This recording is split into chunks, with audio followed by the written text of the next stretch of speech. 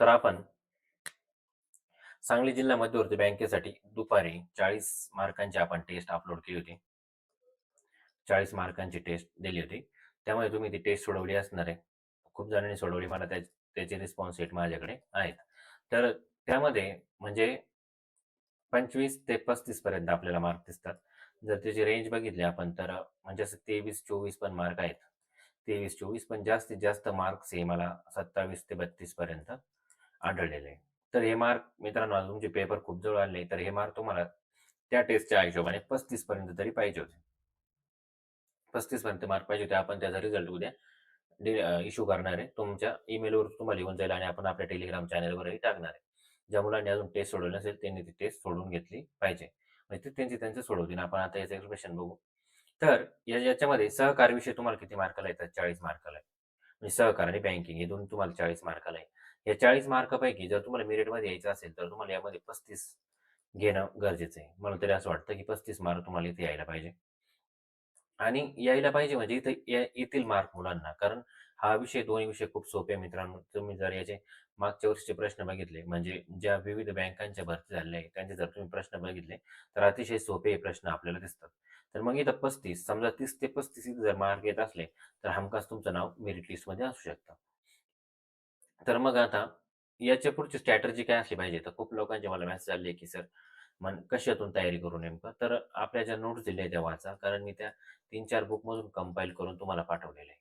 त्या तुम्ही वाचल्या तरी तुमचं होऊन जाईल. आणि आता दिवस खूप कमी त्यामुळे तुम्ही जे काही एक्स्ट्रा वाचून तर मला काही म्हणजे त्यात काही तारतम्य वाटत नाही. तुम्हाला बँकिंग जर वाटायचं असेल, बँकिंग जर वाचायचं असेल, तर बँकिंगवरती एखादं लेक्चर आपण घेऊ, ज्यामधून तुमचे बँकिंगचे जास्तीत जास्त प्रश्न कव्हर होतील. किंवा शॉर्ट्स लेक्चरमध्ये आपण घेऊ. म्हणजे 3-4 लेक्चर असे 5-5, 10-10 मिनिटाचे. त्याच्यामुळे तुमचे बँकिंगचे घटक क्लिअर होतील. तर आपण आता आपल्या मूळ मुद्द्याकडे येऊ. आपण याचं एक्सप्लेनेशन बघणार आहे. तर बघा, पहिला प्रश्न, नचिकेत मोर समितीने डॅश डॅश धर्तीवर भारतात पेमेंट बँक स्थापन करण्याची शिफारस केली होती. तर हा प्रश्न बँकिंगमध्ये जातो. म्हणजे बँकिंगचे आपण पहिल्यांदा 20 प्रश्न घेतले. तर नचिकेत मोर यांनी पेमेंट बँका ज्या स्थापन केल्या, त्या केनियामधील केनियामधील एम-पेसा इथं लिहितो मी. एम-पेसा नावाची त्यांची जी प्रणाली आहे, त्या प्रणालीवरून नचिकेत मोरे यांनी पेमेंट बँकांची स्थापना करण्यासाठी आदेश दिलेले होते, म्हणजे त्या समितीने. तर भारतातली पहिली पेमेंट बँक जर तुम्हाला विचारली, तर ती आहे एअरटेल. एअरटेल ही भारतातली पहिली पेमेंट बँक आहे, जी एअरटेल भारती म्हणजे भारती एअरटेल या कंपनीच्या मालकीची दिसते. मग आता तुम्हाला याच्यातून काय-काय प्रश्न कव्हर झाले. पेमेंट बँक स्थापन करण्यासाठी नचिकेत मोर समिती, केनियाच्या याच्यावरून आणि पहिली पेमेंट बँक एअरटेल. दुसरा प्रश्न, 1963 मध्ये भारतीय स्टेट बँकेच्या कोणत्या 2 सहयोगी बँकांचे विलिनीकरण करण्यात आले? तर आपण आता इथं स्टेट बँकेबद्दल बघू. स्टेट बँकेबद्दल एकदाच इथं बघून घेऊ म्हणजे तुमचा तो पूर्ण पॉइंटच क्लिअर होऊन जाईल. तर स्टेट बँकेची स्थापना आधी मित्रांनो 3 इम्पेरियल बँका होत्या भारतामध्ये. मुंबई, मद्रास आणि कलकत्ता. या 3 इम्पेरियल बँका 1921 मध्ये स्थापन झालेल्या होत्या. त्याच्या त्या वेगवेगळ्या होत्या. मग त्याला प्रोव्हिन्सेस बँक म्हणायचे आधी. तर आता या 3 इम्पेरियल बँका तर 1951 मध्ये काय झालं, ए गोरवाला समिती आली. ए गोरवाला समिती. या ए गोरवाला समितीचा अहवाल आला होता 1954 मध्ये. आणि या 1954च्या अहवालामध्ये म्हणजे ग्रामीण भागासाठी होती. ग्रामीण भागासाठी वित्तपुरवठा करण्यासाठी या 3 ज्या इम्पेरियल बँका होत्या, यांचं विलिनीकरण करून आपल्याला 1 जुलैला स्टेट बँकेची स्थापना केलेली दिसते. 1 जुलै 1955.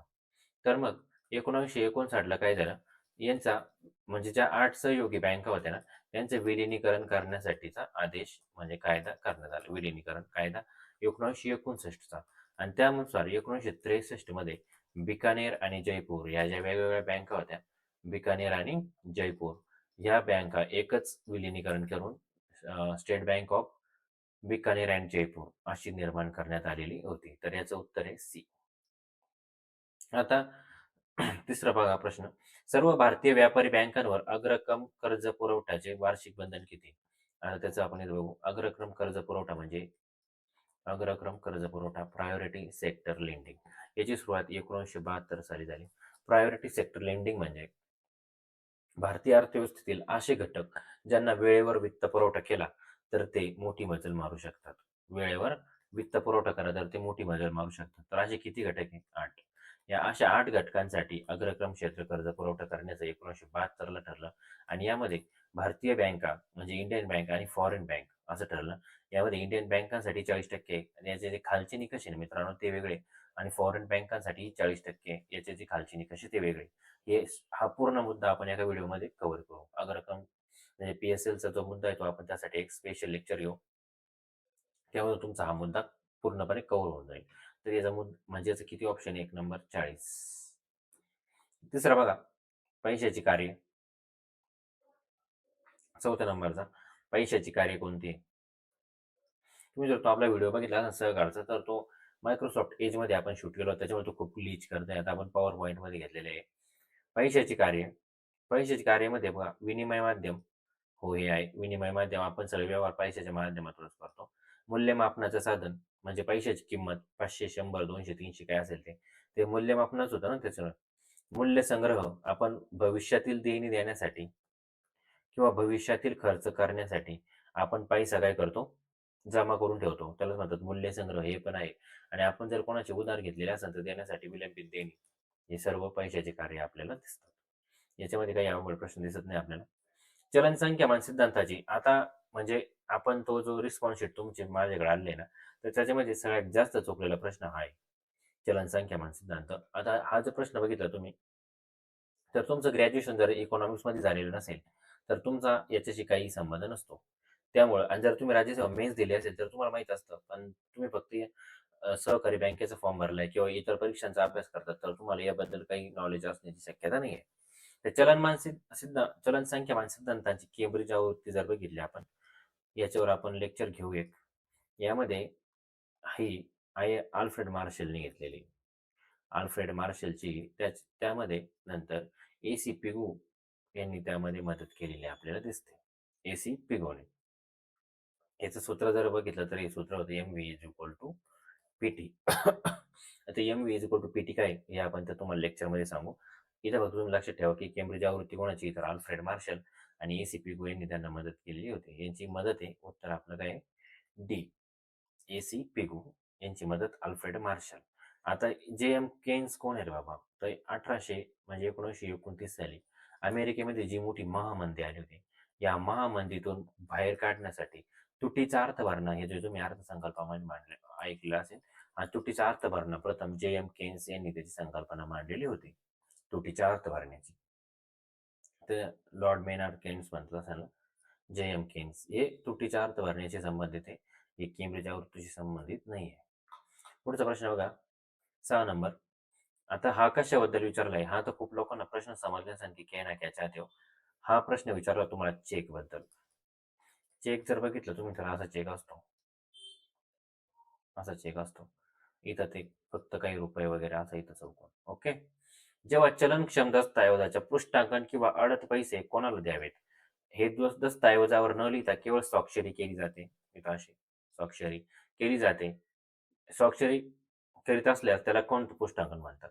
हे बघा चेक त्याला चेक ट्रंकेशन असं म्हणतात. काय म्हणतात? Check truncation. हे आम्हाला येस व्हायला होतं. जर तुम्ही चेकवर अशा 2 रेषा मारल्या आणि यामध्ये जर काही नाही लिहिलं, तर तो चेक बँकेत जो व्यक्ती घेऊन येईल त्याला पैसे दिले जातात आणि त्याला म्हणतात कोरे पुष्टांकन. आपलंच हेच उत्तर आहे आपलं कोरे पुष्टांकन. जर यावरती जर नाव लिहिलेलं असलं समजा नितीन जाधव, तर माझी म्हणजे जो नितीन जाधव व्यक्ती आहे, तोच आला तरच बँकेतून त्याला पैसे भेटतील. याला म्हणतात सशर्त पृष्ठांकन. पूर्ण पृष्ठांकन म्हणजे डेट वगैरे असतं त्या डेटच्या आधीच यायचं. हे चेकचे पृष्ठांकनाचे नियम आहेत. त्याला म्हणतात ट्रंकेशन सिस्टम. पुढचं बघा एन-ई-एफ-टी. एन-ई-एफ-टी पाठ करून घ्या. नॅशनल इलेक्ट्रॉनिक फंड ट्रान्सफर म्हणजेच एन-ई-एफ-टी. पुढं सॉरी. पैसा गोळा करणे आणि भरणे यासारख्या सेवा करण्यासाठी ग्राहकांनी बँकेला दिलेल्या लेखी सूचना. आता हे पण कशाचं आहे रे? हे पण बँकिंगमध्येच आहे, जे तुम्हाला ग्रॅज्युएशनला इकॉनॉमिक्सला होतं आम्हाला. पैसा गोळा करणे आणि भरणे यासारख्या सेवा देण्यासाठी ग्राहकांनी बँकेला दिलेल्या लेखी सूचना या कशात असतात? तर सेवा सूचना पुस्तकामध्ये असतात. आता काही नाही लेखी म्हणून हे इकडचं लिखित सूचना पुस्तक असं मांडलं असेल, पण दिसतं तसं नसतं मित्रांनो. सेवा सूचना पुस्तक हे त्याचं उत्तर आहे. 9 नंबरचा प्रश्न. भारताच्या केंद्रीय बँकेला रिझर्व्ह बँक का बरं म्हणतात? का बरं म्हणायचं रिझर्व्ह बँक? रिझर्व्ह बँक याच्यामुळेच म्हणायचं कारण ती भारतीय म्हणजे बँकांचा पैसा रिझर्व्ह करते. म्हणजे तिच्याजवळ जमा करून ठेवते म्हणून. ती अनुसूचित बँकांच्या रोख रकमेचा साठा सांभाळते. म्हणूनच तिला रिझर्व्ह बँक असं म्हणतात. रिझर्व्ह बँकची स्थापना 1935 मध्ये झालेली आहे. ती अनुसूचित बँका म्हणजे ज्यांच्या बँकिंग नियमामध्ये ज्यांचा दुसऱ्या अनुसूचीमध्ये समावेश होतो. दुसऱ्या अनुसूचीमध्ये दुसऱ्या अनुसूचीत ज्यांचा समावेश होतो त्यांना अनुसूचित बँका असे म्हणतात. आणि या बँकांचा पैसा रिझर्व्ह बँक ठेवते म्हणून ती भारताची रिझर्व्ह बँक आहे. 10 नंबर रिझर्व्ह बँकेची पतनियमनाची साधने. आता इथे लक्षात ठेवा. पतनियमन कोण करतं? पतनियमन. पतनियमन करतं आर-बी-आय. ओके. आणि पतनिर्मिती कोण करतं? पतनिर्मिती करते व्यापारी बँका. व्यापारी बँका म्हणजे काय? आपल्या एस-बी-आय, ॲक्सिस, आय-सी-आय-सी-आय, एच-डी-एफ-सी त्यांना म्हणतात व्यापारी बँका. यांचा उद्देश काय असतो? नफा कमवणे हा यांचा उद्देश असतो. तर आर-बी-आयचा उद्देश नफा कमवणे का रे? नाही. मग ह्या काय करतात? आता पतनिर्मिती म्हणजे काय? समजा मी तुम्हाला इथं समजून सांगतो. समजा ए नावाचा व्यक्ती आहे. ए नावाच्या व्यक्तीने ₹100 बँकेत टाकले. आता हे ₹100 100चे ₹100 बँकेकडे तसेच ठेवले असतात का? तर अजिबात नाही. बँक याच्यातले ₹20 स्वतःकडे ठेवते. बँकेने ₹20 स्वतःकडे ठेवले आणि ₹80 कर्जाने दिले. आता समजा बी नावाच्या व्यक्तीने कर्ज घेतलं, तर तो ₹80 कर्ज घेतल्याने. मग तो 80चे ₹80 लगेच घरी घेऊन जातो का? नाही. तो ₹20 घरी घेऊन जातो, ₹60 असेच बँकेत ठेवतो. बँक परत ते ₹60 वर कर्ज देते. आणि पैशावर पैसा, पैशावर पैसा बँक निर्माण करते. त्याला म्हणतात पतनिर्मिती. आता पतनियंत्रण काय करायचं? समजा सर्वांना मार्केटमध्ये काहीतरी विषय झाला, मोठी मंदी वगैरे आली आणि लोकांना वाटलं, की आता आपले पैसे आपण काढून घेतले पाहिजे आणि सर्व ग्राहकांनी एकदाच बँकेमध्ये गेले आणि म्हणले, "आमचे पैसे द्या." तर मग बँकेने काय करायचं?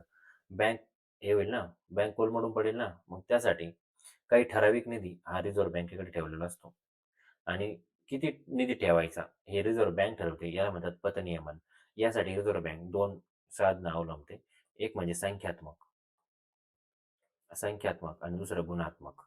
आता संख्यात्मक म्हणजे काय? C R R, C R R, S L R, open market operations, O M O हे असे खूप आहे.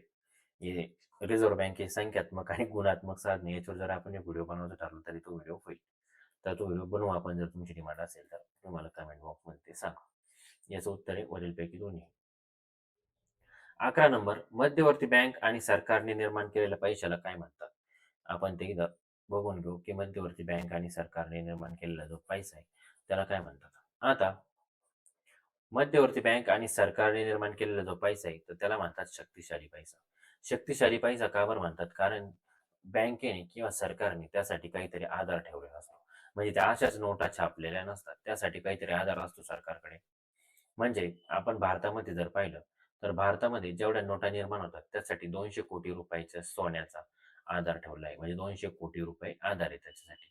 ते कशासाठी? प्रमाण निधी पद्धत आणि किमान निधी पद्धत आधी होती. तर आता किमान निधी पद्धत आहे. किमान म्हणजे किमान ठेवायचं. 1957 पासून आणि आधी काय होती? प्रमाण निधी पद्धत. म्हणजे जेवढं रुपयाचं सोनं असेल तेवढंच तुम्ही नोटा छापू शकता.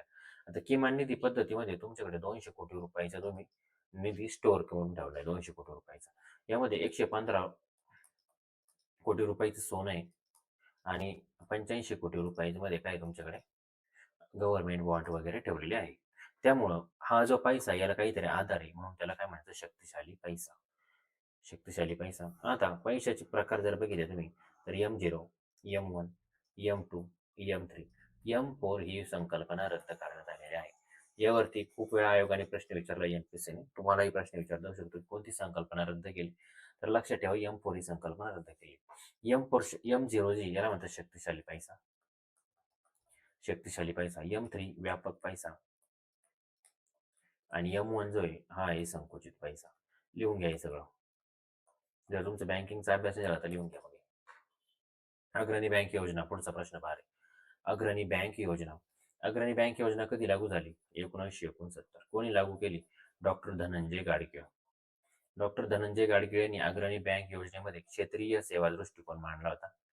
क्षेत्रीय सेवा दृष्टिकोन म्हणजे क्षेत्राचा जर विकास करायचा असला तर एका जिल्ह्यापुरती एक बँक असावी. त्या बँकेने एखादा जिल्हा दत्तक घ्यावा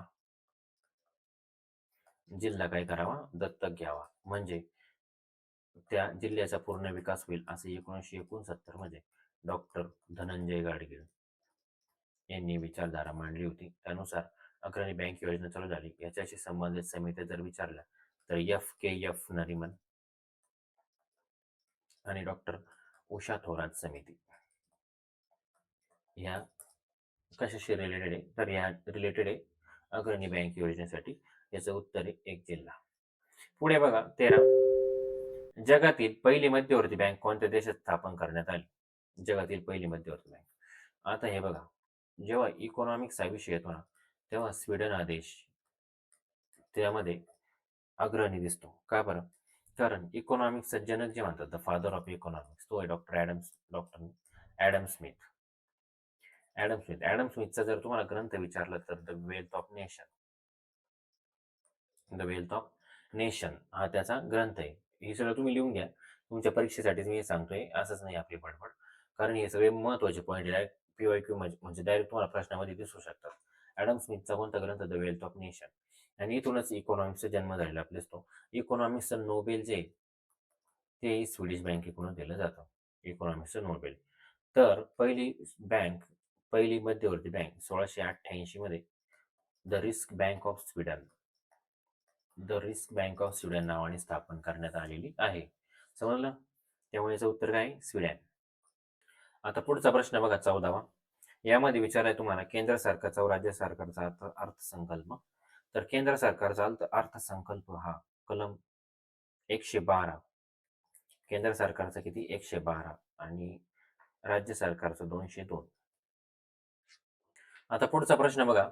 ज्या व्याजदराने मध्यवर्ती बँक म्हणजे RBI व्यावसायिक बँकांना अल्प मुदतीसाठी कर्ज पुरवठा करते, त्याला काय म्हणतात? आपण इथं 2-3 कन्सेप्ट बघून घेऊ. RBI आणि SBI. SBI आपण व्यापारी बँक म्हणून धरल्या, त्याचं उदाहरण घेतलंय. आता यांनी काय म्हटलेलं आहे, की RBI व्यावसायिक बँकांना, व्यापारी बँकांना कर्ज देते. कसं? अल्प मुदतीसाठी. तर मग याला काय म्हणायचं? म्हणजे असा फ्लो जो होतोय याला म्हणायचं रेपो रेट. काय म्हणायचं? रेपो रेट याला म्हणायचं. आणि समजा असा जर फ्लो होत असेल, तर याला काय म्हणायचं? RRR, reverse repo rate. आता यांना काय पैशाची गरज आहे का रिझर्व्ह बँकेला? त्यांना पैशाची गरज नाही, पण यांना मार्केटमध्ये असणारी जी महागाई आहे, ती कंट्रोलमध्ये आणायची आहे. म्हणून ते काय करतायत? तर पैसा काढून घेतायत. मग हा पैसा कशाच्या थ्रू काढून घेतात? ते रिव्हर्स रेपो रेटच्या याने. म्हणजे आपले हे दोन्ही झाले. आता हे कशासाठी झालं? अल्प मुदतीसाठी झाले. आता जेव्हा हे दीर्घ मुदतीसाठी होतं, दीर्घ मुदत, तर याला म्हणायचं बँक रेट. बँक रेट याला म्हणायचं बँक रेट. आता हे पण इथं झालं. आता अजून एक कन्सेप्ट सांगतो. जेव्हा SBI आपल्यासारख्या लोकांना, आम आम आदमीला कर्ज देते, तो जो कर्जाचा दर असतो त्याला म्हणतात बेस रेट. त्याला काय म्हणायचं? Base rate. आणि बेस रेट ही संकल्पना कधी आली? 2010 पासून. त्याच्यानंतर त्याच्यामध्ये बदल झालेले आपल्याला दिसतात. तर याचं उत्तर काय? Repo rate. आपण इथे तुम्हाला 4 कन्सेप्ट शिकवल्या. त्या जर तुम्हाला आल्या तर तुमचा याच्यात फायदा होईल. आता भारतात 1969 मध्ये पहिल्या टप्प्यात किती प्रमुख व्यावसायिक बँकांचं राष्ट्रीयकरण करण्यात आलं? बँकांचं राष्ट्रीयकरण 2 टप्प्यामध्ये झालं. एक 1969 आणि 1980. 1969 मध्ये 19 जुलै 1969 आणि 1980 मध्ये 6 बँका, इथे 14 बँका. इथं 14 बँका अशा ज्यांच्या ठेवी या 50 कोटीपेक्षा जास्त आहे, आणि इथं 6 बँका अशा ज्यांच्या ठेवी या 200 कोटीपेक्षा जास्त आहे अशा. याचं उत्तर काय मित्रांनो? 14 बँका. चला पुढे. ऑनलाईन बँकिंग व्यवहारामध्ये वापरणारा IFSC, Indian financial system code. कुठे ऑप्शन ए. अजून एक लक्षात ठेवा, MICR. MICR काय? तुमचं ATM कार्ड जे असतं असं, याच्यामध्ये ती मागं काळी पट्टी राहते बघा, ती काळी पट्टी वाचण्यासाठी जो कोड असतो त्याला म्हणतात MICR, म्हणजे मॅग्नेटिक इंक कॅरेक्टर रीडर असं त्याला म्हणतात. MICR हे IFSC. 18 नंबर. भारतीय रिझर्व्ह बँकेचे गव्हर्नर खालीलपैकी कोण होते? पहिले गव्हर्नर. ओके. तर पहिले गव्हर्नर विचारले आपले, तर पहिले गव्हर्नर आहे सर ऑसबॉर्न अर्कल स्मिथ. खूप लोकांनी सर सी डी देशमुख मारले. आपण पहिले भारतीय नाही तर पहिले गव्हर्नर विचारले. रिझर्व्ह बँकेची स्थापना 1 एप्रिल 1935 मध्ये झाली. तेव्हा त्याचं मुख्यालय कलकत्ता येथे होतं. कुठे? कलकत्ता. आणि त्याचे governor sir Osborne Arkell Smith. 1937 ला हे मुख्यालय मुंबई येथे हलवण्यात आलं. आरबीआयचे पहिले हे जर बघितलं आपण तर पहिले भारतीय गव्हर्नर ते होते सी डी देशमुख, एक नंबरचा ऑप्शन. आत्ताचे जर बघितले तर ते आहेत संजय मल्होत्रा. कोण आहे? संजय मल्होत्रा. लक्षात ठेवा. आरबीआयचे गव्हर्नर. पुढे भारतीय स्टेट बँकेची स्थापना. आपण याबद्दल सर्व इतिहास पाहिलाच. 1 जुलै 1955. 20 नंबरचा प्रश्न बघा. भारतात जारी जारी केल्यापासून एखादा चेक किती दिवस असतो? तर त्याचं उत्तर 3 महिने. हा काय म्हणजे वन लाईनर प्रश्न डायरेक्ट माहितच असणे असा. 3 महिने त्याची मुदत आहे. तर बँकिंगचे 20 प्रश्न इथे झालेले आहे. या 20 प्रश्नामधून आपण खूप साऱ्या कन्सेप्ट इथे क्लिअर केले आहे. तुम्हाला समजलंच असेल. आता आपण सहकारावरचे 20 प्रश्न बघू. यामध्ये सहकाराचा पहिला प्रश्न, जागतिक सहकार चळवळीचे जनक कोण? आता आपण तो जो व्हिडिओ बनवलेला आहे तो व्यवस्थित पाहिला असेल अशी आपण आशा करू.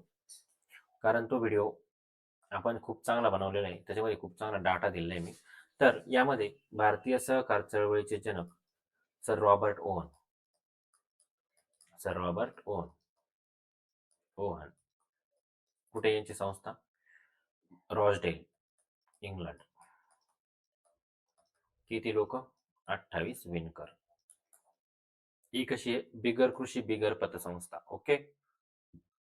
Robert oven. याबद्दल मी जास्त एक्सप्लेन करीत बसणार नाही कारण आपण ऑलरेडी तिकडे 45 मिनिटाचं लेक्चर घेतलंय.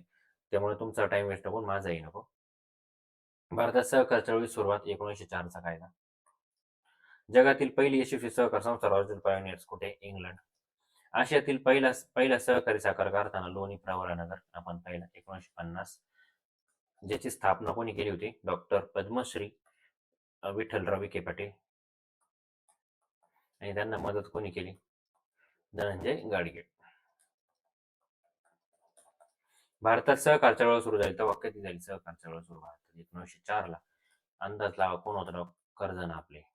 आपले नाही, कर्जन.